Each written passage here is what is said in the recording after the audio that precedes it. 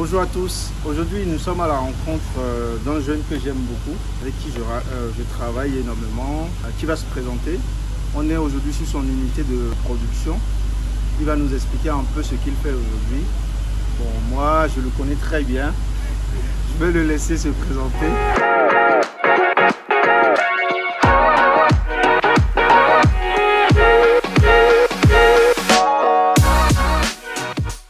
Donc déjà, pour commencer, on est où et qui êtes-vous? On est au Bénin, dans la commune de Théorie-de-Cité, sur le site de production d'aliments de l'entreprise Métista.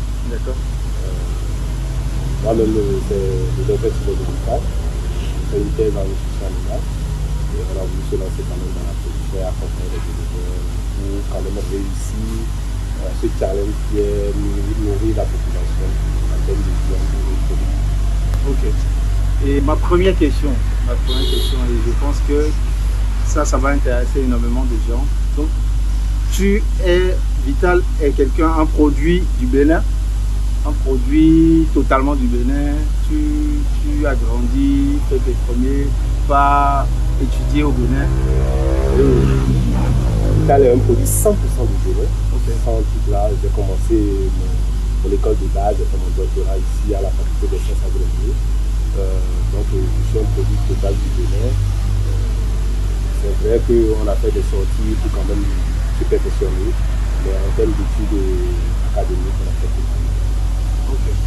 Mais moi, ce que je constate pour les jeunes au Bénin, c'est que quand ils finissent, la plupart essaient de trouver un boulot, un job, mais qu'est-ce qui amène un jeune à entreprendre et ne pas simplement entreprendre de façon, on va dire, simple, qui lance une unité de production? Qu'est-ce qui amène un jeune à lancer une unité de production dans un environnement où on dit que c'est compliqué d'entreprendre et déjà compliqué de trouver un boulot? La plupart des gens que moi je rencontre me disent qu'il n'y a pas de boulot, mais un jeune comme toi décide non seulement d'étudier longtemps, de devenir docteur, mais en plus de se lancer en entrepreneuriat, parce que les docteurs qu'on a ici en général sont à la faculté en train d'enseigner aux autres, mais en plus de ça, décide de lancer une unité de production.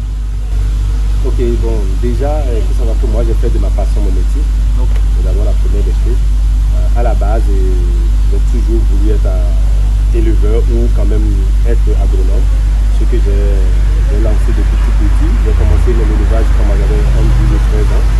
Mon résultat, j'ai eu un bac C. Après, je suis rentré à la faculté des sciences agronomiques de l'université d'Avignon, où j'ai continué mon processus pour quand même faire la production animale, qui est toujours ma passion. Et déjà, quand je suis devenu ingénieur, je me suis dit, mais tiens, aujourd'hui, ça m'intéresse de corriger les difficultés que le monde d'éleveurs dont j'appartenais avait. Alors, on a créé le cabinet pour pouvoir accompagner les éleveurs. Et le nœud de la guerre en élevage étant l'alimentation, beaucoup avaient des problèmes sur la qualité et comment composer leur aliment. Alors on s'est dit, mieux vaut avoir une unité qui produit de l'aliment de qualité, qui met à disposition des éleveurs, ce qu'on a fait. Mais parallèlement, être passionné non seulement par la production, mais aussi par les études, par la recherche.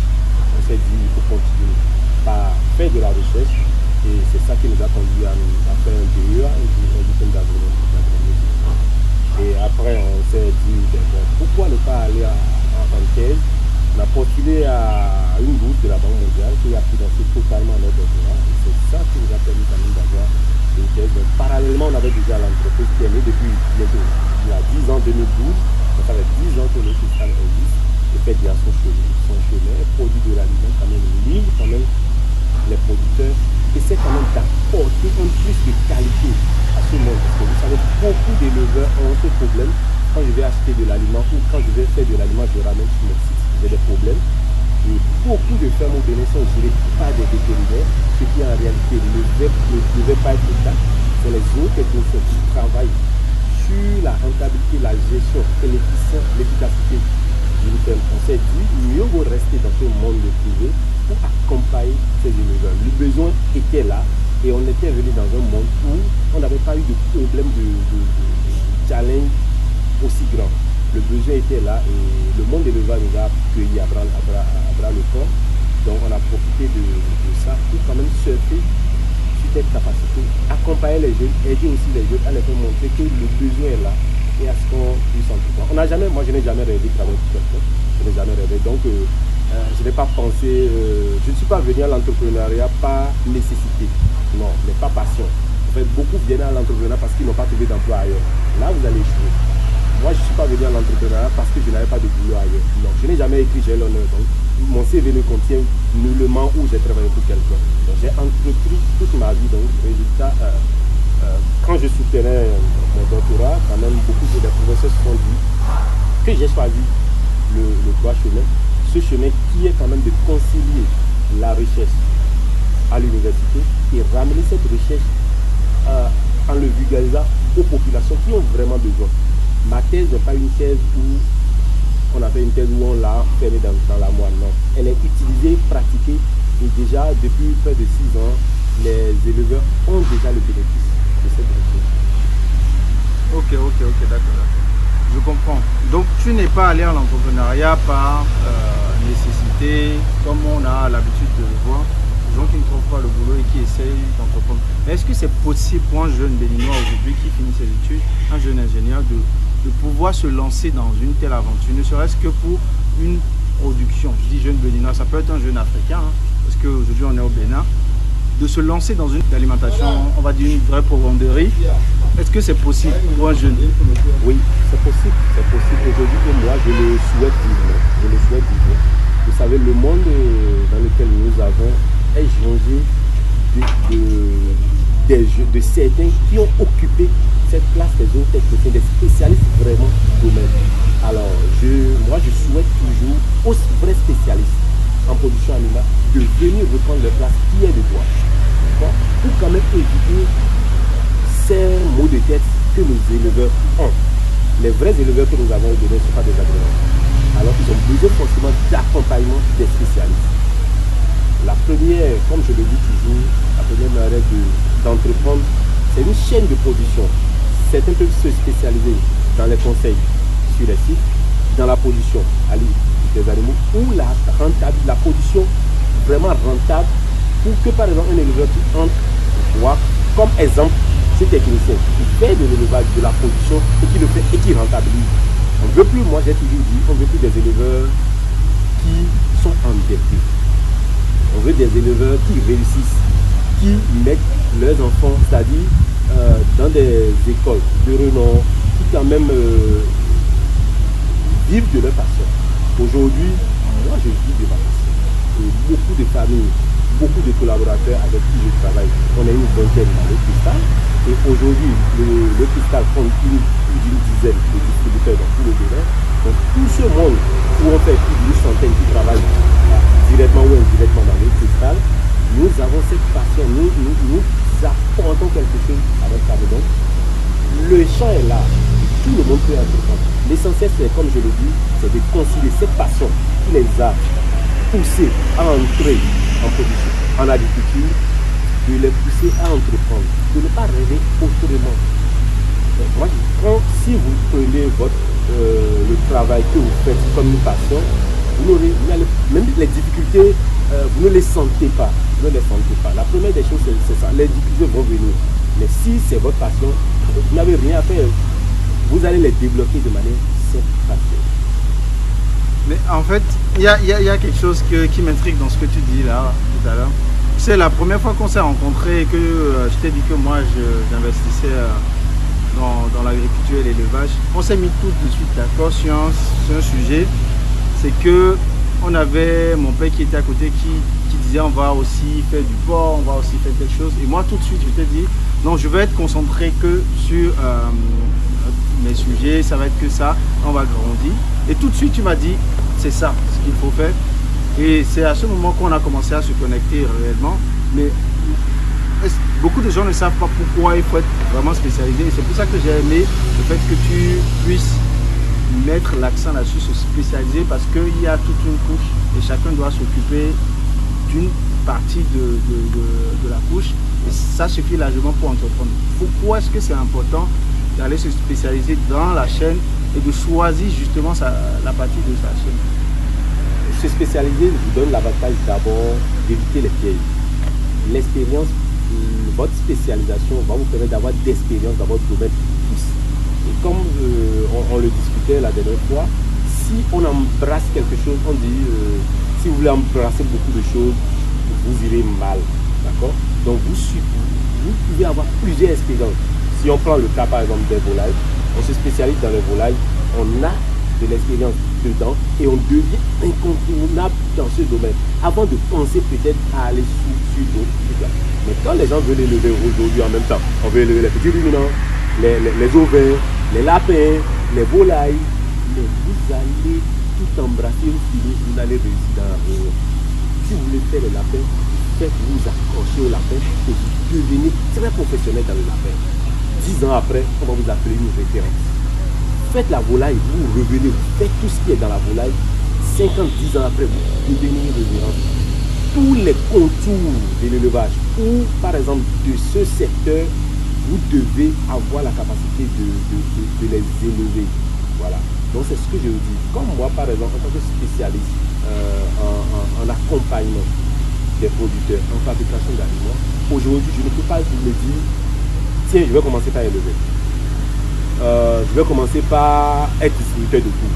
Non. Il faut que chacun soit spécialisé dans son domaine. Alors, toute la chaîne de spécialisation va permettre à ce que tout le maillon va réussir. Mais là, vous allez voir sur des fermes où la personne veut faire les poussins, il veut faire les pondeuses, c'est lui seul qui veut abattre les poussins, les ducs et les vendre. Non, vous n'êtes pas un grand groupe. Même les grands groupes, c'est pas du jour au lendemain qu'ils sont venus là. D'accord, même les grands groupes, ce n'est pas eux qui sont les directeurs de tous les petites entreprises qu'ils ont. Donc commencez quelque part, maîtrisez et spécialisez ceux-là et vous êtes sûr que vous n'avez plus, vous n'êtes plus attaché trop à ça. C'est-à-dire, l'entreprise n'a plus besoin de vous que vous pouvez créer autre chose. J'ai toujours dit, c'est dans la diversification que l'entrepreneur réussit. Mais c'est dans la spécialisation qu'il émerge. J'aime beaucoup cette phrase. C'est dans la diversification que l'entrepreneur réussit. Et c'est dans la spécification qu'il émerge. Et elle est excellente cette phrase. Elle est excellente. Maintenant, effectivement, pour la question que je voulais te poser, tu as déjà répondu. On pourrait se demander pourquoi Vital lui-même, il ne fait pas de la production de la volaille ou de la production, vu qu'il fabrique déjà de l'aliment, ce qui est très très bien. Et du coup, il pourrait directement donner. Mais tu as déjà répondu en long et en large de la nécessité de se spécifier quelque part. Il y a quelque chose que tu n'aimes pas, que je dis souvent, c'est que je considère que tu es le numéro 2 parce que moi, je fais un peu le tour du Bénin sur l'aliment et moi, je considère que tu es le numéro 2 aujourd'hui au Bénin, malgré les ambitions que tu as encore pour le futur. Et on espère que tu vas devenir le numéro 1 bientôt. Est-ce que tu acceptes cette position de numéro 2? Non, mais comme tu le sais, je ne pense pas, bien que d'autres le disent, je ne sais pas, mon ambition, comme je le dis, ce n'est pas d'être le numéro 1, mais c'est d'être parmi les meilleurs. Moi, je vais toujours dire, c'est ce que je proclame haut et fort aux gens. L'ambition de quelqu'un ne doit pas se dire, je vais être le numéro 1 quelque part, mais c'est d'être parmi les meilleurs et conduire, c'est-à-dire l'objectif général de tout le monde, accompagner l'éleveur, faire tout possible pour que l'éleveur émerge dans sa globalité. Le rang importera peu dans ce que chacun fait et c'est les autres qui devront vous dire ce que vous êtes. Personne ne peut se proclamer de ce qu'il fait. Si les gens réussissent quand même et disent que ce que vous faites, vous êtes parmi, vous êtes le numéro 2, je pense qu'on ne peut que rendre grâce à Dieu et continuer dans cette lancée, non pas pour détourner quelqu'un, mais quand même garder ce cap et aider les éleveurs et grandir ensemble. Ok, d'accord. Écoute Vital, moi, tu sais que moi je suis dans la diaspora. Il y a beaucoup de gens que je connais dans la diaspora aujourd'hui qui ont un engouement pour un retour vers l'Afrique, en tout cas investir vers l'Afrique parce que les enjeux sont là et on comprend beaucoup que l'Occident avec son soft power a détourné le regard de plusieurs Africains vers l'Occident pour la fuite des cerveaux. Et c'est pour ça d'ailleurs que j'ai commencé ma question pour est-ce que tu as un produit 100% du Bénin, pour montrer aux gens qu'on peut être un produit 100% du Bénin et réussir et quand même créer une entreprise qui est notamment une unité de production. Les gens ne s'en rendent pas compte, c'est beaucoup d'investissements et beaucoup de production à la journée, on va en parler.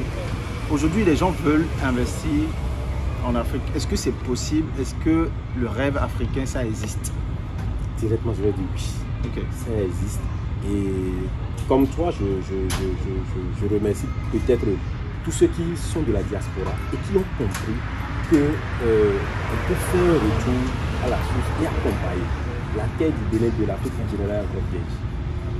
Je ne pense pas qu'une entreprise aussi partie soit en Europe, à moins qu'il crée un grand groupe, va émerger là-bas. Mais aujourd'hui, on peut commencer un griffe de rien et émerger en Afrique.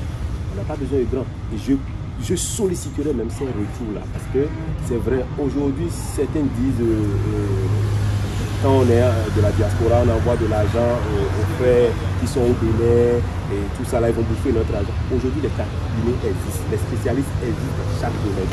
Si quelqu'un veut investir en agronomie au Bénin, comme toi, qui nous a confié ton site que nous gérons, et comme beaucoup, que tu nous as branché de là-bas, avec qui on travaille, que tu sais bien, et beaucoup aussi par ceux-là que tu nous as branché, qui nous donnent aussi d'autres contacts, qui veulent travailler.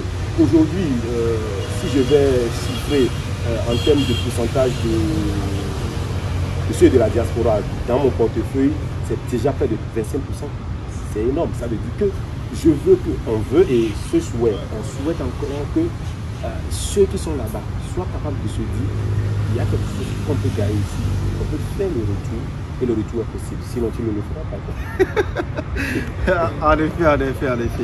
En effet. Donc aujourd'hui, tu fais bien de préciser, les cabinets existent pour accompagner les gens dans leur investissement sur place et surtout leur donner le canevas.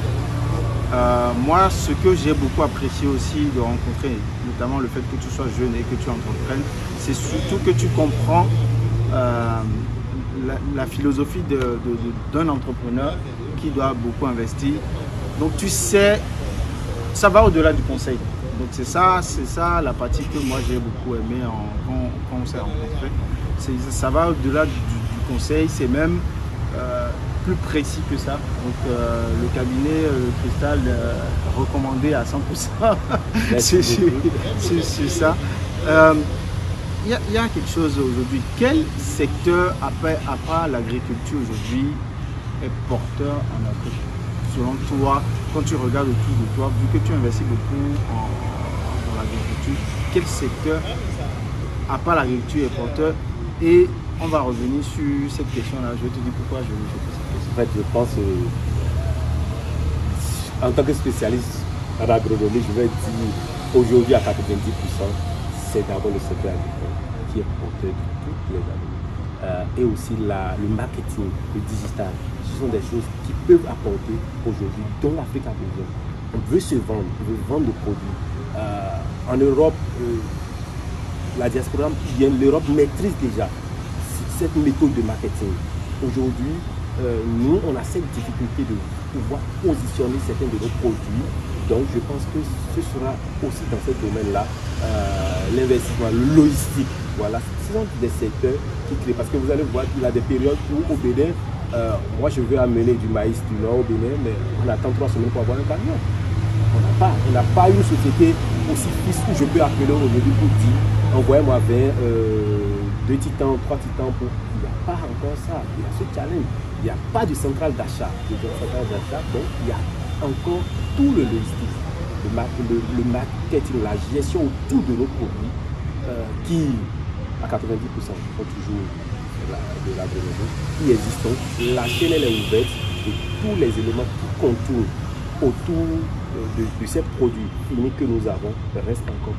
Et au-delà de nos pays, nous avons des produits ici que par exemple l'Europe peut avoir besoin, mais par faute de connexion et de marketing, l'information n'est pas passée là-bas et on pouvait quand même faire de la richesse aussi sur ça. Ok. Mais depuis quelques mois maintenant, après le Covid et la situation en Ukraine aujourd'hui que tout le monde connaît, il y a une flambée de prix en Afrique aujourd'hui qui pourrait décourager même certains entrepreneurs. Malgré cela, toi tu y crois toujours, on en a déjà discuté. Qu'est-ce qui explique la flambée de ces prix-là et est-ce que ça ne pourrait pas décourager les gens à aller dans l'agriculture? Et que tu insistes sur l'investissement en agriculture. Au contraire, moi je vais dire, le malheur des autres ne fait pas le bonheur d'autres, mais aujourd'hui, la grêle en Ukraine est un positif pour l'Afrique. D'autres vont dire que, bon, peut-être que je suis fou, mais c'est vrai. Ça nous a montré qu'on peut être il faut se débrouiller pour être autonome en certaines matières premières. Quand on me dit par exemple que c'est le blé qui a créé en Algérie, je ne sais pas, de printemps, une histoire comme ça, et qui a même fait. Mais c'est pas possible. On ne peut pas avoir ces sols-là et attendre l'Ukraine ou la Russie pour nous nourrir. Ce n'est pas possible. Cette guerre vient de nous montrer qu'on est encore qu'on peut produire encore en grande quantité ici. Est-ce qu'on a besoin forcément de blé pour faire du pain? Je ne pense pas. Est-ce qu'on a forcément besoin je ne sais pas, du carburant de la Russie? Je ne pense pas. Le géant nigérien est là. Pourquoi ne pas essayer de voir la manière dont nous devons nous vendre des produits à l'intérieur de l'Afrique? Je pense que, à mon humble avis, le Bénin à lui seul communique plus, c'est-à-dire achète plus en Europe qu'il n'achète au Nigeria à côté, qui n'achète au Niger à côté. Donc pour moi, c'est une opportunité. Cette guerre, c'est une opportunité. Et le chef du gouvernement devait saisir l'occasion pour dire aujourd'hui, trop c'est trop, ces produits que nous mangeons, on doit couper et produire ce que nous devons manger. Nous produisons, nous sommes premiers et on revendique d'être le premier en production de coton. Et je loue le courage du gouvernement qui veut transformer le coton dans son pays. C'est pas possible. Quand vous envoyez toute cette cargaison de coton là-bas, en réalité, c'est sur la valeur ajoutée est sur la transformation. Aujourd'hui, je pense que dans les années à venir, le Bénin veut transformer ce coton à l'interne. C'est bien très positif. Et le nombre d'emplois que ça doit créer, je pense que c'est gigantesque. Voilà. Donc, je pense que cette guerre nous montre juste qu'on doit produire nous-mêmes et me reconforte dans ça et de dire à ceux qui sont n'importe où de venir investir en agronomie et que le blé là, un jour qu'on dit qu'on ne veut plus de ce blé. Mais déjà le Cameroun a fait des tests pour produire le blé, le Burkina a fait des tests pour produire le blé, et que le manioc qu'on peut incorporer dans le pain, le maïs qu'on peut incorporer dans le blé, le sorgho, le mil et autres, tous ces produits, qu'on ait des alternatives. Des pains africains, tu veux dire? Voilà, des pains africains, ou bien des alternatives à ce blé qui on est allé à la rigueur là-bas et quémander. C'est pas possible, on ne peut pas avoir ces sols-là et aller quémander. Que cette souffrance que nous vivons aujourd'hui, cette fierté nous apprenne des leçons et montre que nous pouvons produire nous-mêmes aujourd'hui. Ok. Donc ce que tu préconises, c'est qu'on souffre un peu maintenant pour produire, oui, pour que plus tard on soit autonome là-dessus. Voilà. Oh, ok, super. Je partage le même avis sur la production et c'est vrai que rien n'est facile. Même si on dit que l'Afrique c'est la tête des opportunités, il y a des challenges. Aujourd'hui, quels sont les challenges que le Cristal rencontre aujourd'hui dans le développement de son activité? Ça fait 10 ans, plus de 10 ans aujourd'hui que vous existez, bientôt. Quels sont les challenges que vous rencontrez au quotidien? Les challenges sont énormes. C'est quand même comment réussir à partager cette volonté, cette manière de faire qu'un groupe d'individus aime aux éleveurs tout entiers. C'est notre challenge. Comment rapprocher ce modèle que nous avons créé vers chaque éleveur, que tous les éleveurs gagnent leur temps. Aujourd'hui, j'apprends des fois où telle ferme a fermé, telle ferme a fermé, telle ferme a fermé. Notre vision, c'est que des fermes ne ferment pas. Donc, c'est comment rapprocher notre idéologie de chaque éleveur. Donc, comment communiquer pour que chaque éleveur soit informé qu'on peut réussir et que quand lui est en train de fermer, d'autres n'ont pas fermé, mais font du marge, font de bénéfices. D'accord? Que cette communication soit partagée, ce modèle que nous avons soit partagé. C'est le premier challenge que nous avons.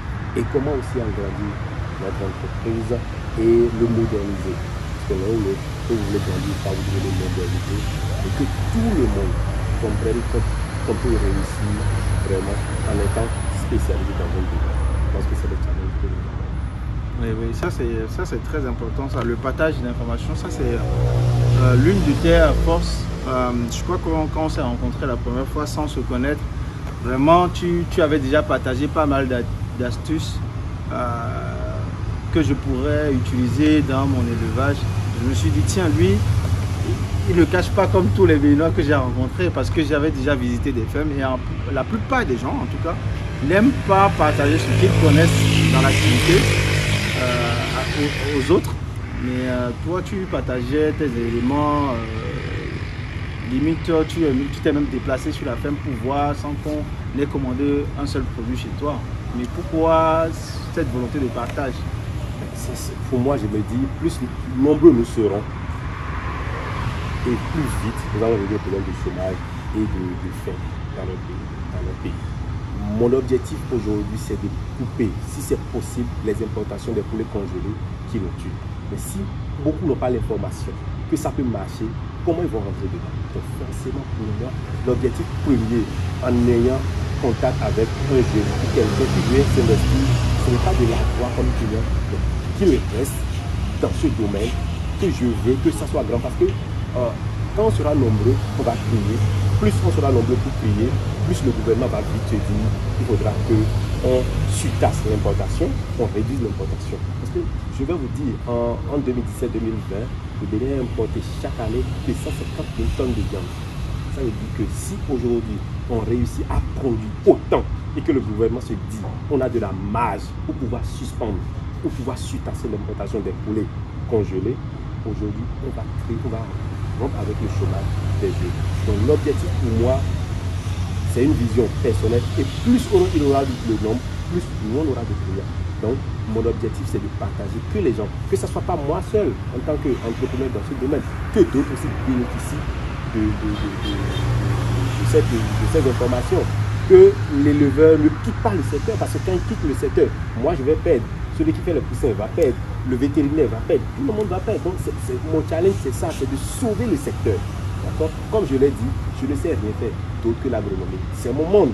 Donc je ne peux pas, je le fais spontanément. Quand je suis devant un éleveur, mon objectif premier n'a jamais été de lui vendre, mais c'est de le sauver, qu'il reste dans le secteur. Parce qu'il va rester dans le secteur, il viendra vers toi. Tu n'as pas besoin de courir, j'ai toujours dit, tu n'as pas besoin de courir derrière un client.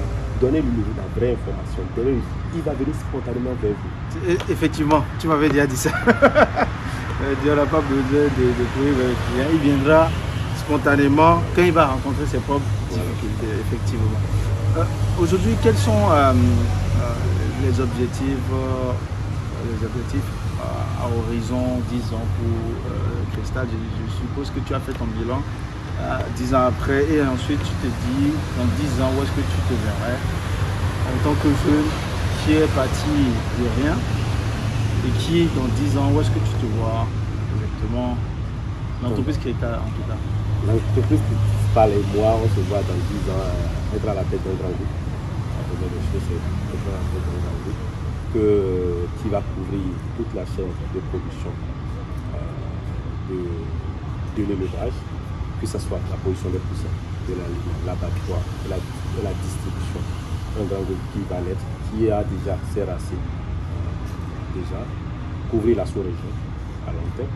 On a déjà notre pied en Côte d'Ivoire, donc couvrir la sous-région à long terme et diversifier nos produits sur plusieurs gammes, que ce soit la pisciculture, on ne fait pas, on fait de l'aliment pour les poissons, l'aliment pour les chevaux, pour les ruminants, diversifier notre solution, c'est notre objectif pour couvrir tout le territoire de l'État en termes de distributeurs, en termes de la marque de Cristal.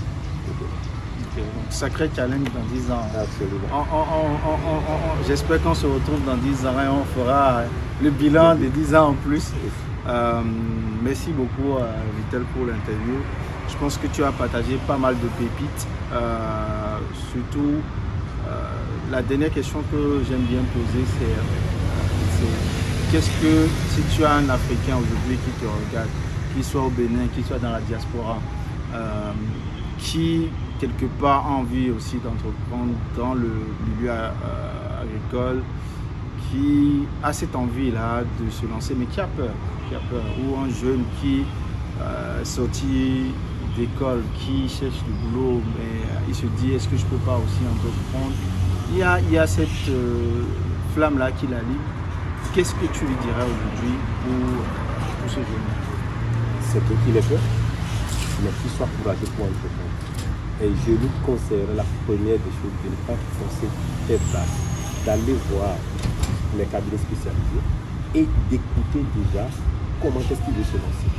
Qui ne va jamais mettre une pierre pour construire un poulailler avant d'avoir été conseillé. Qui n'achète pas 1% avant d'être conseillé pour qu'on lui dise réellement ce qu'il a investi dans les 12 premiers mois sans retour réel sur investissement avant de se lancer. Sinon, s'il ne le fait pas, il va directement. On a dit oui, on a appris, la production, ça marche. Et il commence par, il achetait 2 hectares ou bien 2 carrés, clôture, construire les trucs. Ce sera comme les éleveurs où d'ici 6 mois, il va fermer. La première des choses pour réussir, c'est d'abord aller voir un spécialiste. Qui dit aussi, c'est comme quelqu'un qui veut construire sa maison et qui ne va pas voir un architecte. La première des choses, comme vous voulez faire des trucs, allez voir le spécialiste. Ce qu'il va vous dire, dites-lui tout ce que vous avez dans votre intérieur. Lui va vous matérialiser ça. Ce sera plus facile que vous créez quelque chose et maintenant on va vous dire non, il faut casser ci, il faut faire ci, et vous allez commencer à vous déclarer. Aujourd'hui, avant, le Bénin n'avait pas de vrais spécialistes dans le domaine de la zootechnie ou dans d'autres domaines. Mais aujourd'hui, les spécialistes existent. Et je conseillerais à ce jeune qui a l'ambition d'aller voir un spécialiste pour être accompagné. Ok, d'accord. Je mettrai dans la barre de description les informations pour contacter l'établissement Le Cristal. C'est une société qui est dirigée par un jeune et dans lequel il y a pas mal de jeunes qui font de grandes choses.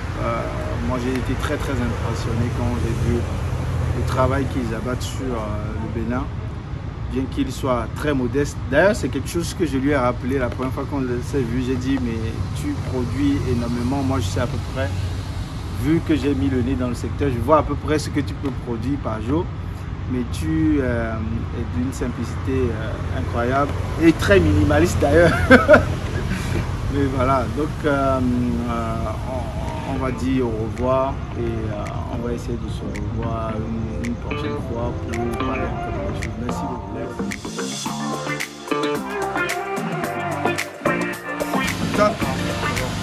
Donc ici on a un plan qui nous permet de qualifier le soja. Ok. Vous allez voir, il veut sortir le soja qui est déjà torréfié, qui est déjà cuit. Cette machine a une capacité de 125 kg. 125 kg. Elle est torréfiée. La moyenne est de 45 minutes. 45 minutes, ok, d'accord. Il est en train de sortir le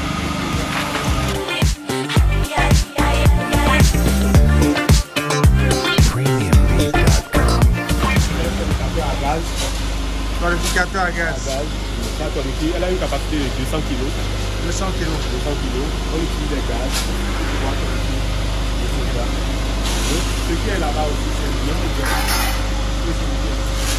Donc, ici, globalement, c'est la partie où tu torréfies le soja. Okay.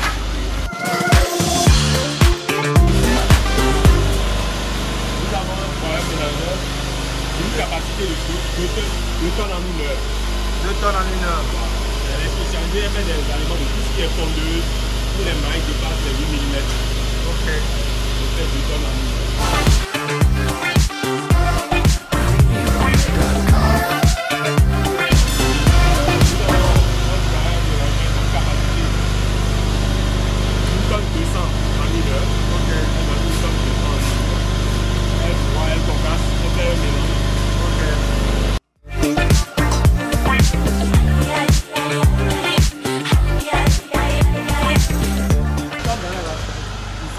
Des machines. Ici c'est un broyeur de longueur. Ok. Une capacité de 3 tonnes l'heure. 3 tonnes l'heure. Ah ouais. Ok. Voilà le même modèle, déjà qui travaille.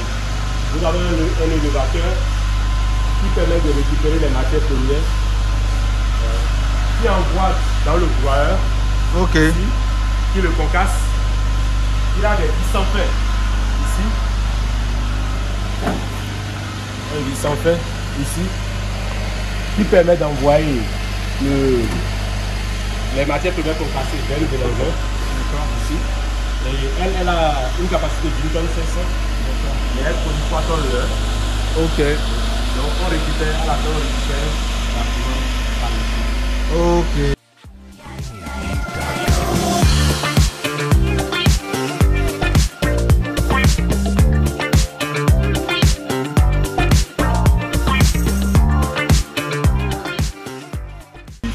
C'est un broyeur mélangeur, mais de type refoulant. Le type Elle refoulante. Refoulante. Voilà, elle n'a pas. C'est genre un truc avant qui propulse l'aliment vers le mélangeur. Ok. D'accord. Donc elle a une capacité de 2 tonnes l'heure. Ok. Elle est spécialisée sur tout ce qui est machine, tout ce qui est capacité inférieure à 2 mm. Dans beaucoup de matières premières, que ce soit le son de blé, qui est là, le couteau de carnouche, D'accord. le couteau de coton. Ok. Il y a aussi des aliments qui sont déjà faits complètement, qui sont là. Ok. Voilà, un peu. Là, nous avons les aliments et les matières premières.